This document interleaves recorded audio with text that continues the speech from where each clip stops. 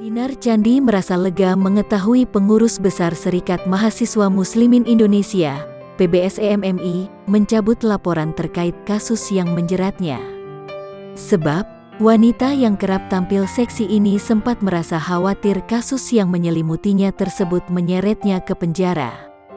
Makanya, Dinar Candi lega tahu pencabutan laporan yang dilakukan PBSEMMI.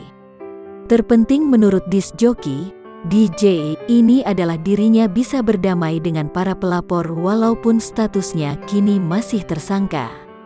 Yang penting aku tuh gini ya, damai dulu dengan PBSEMMI, karena dia yang menuntut saya, yang penting saya clear dulu sama kakak-kakak ini, tutur Dinar Candi saat ditemui di Polda Metro Jaya, Senin, tanggal 20 September tahun 2021. Namun terlepas dari hal itu, Dinar mengaku tak ingin menghindari masalahnya ini.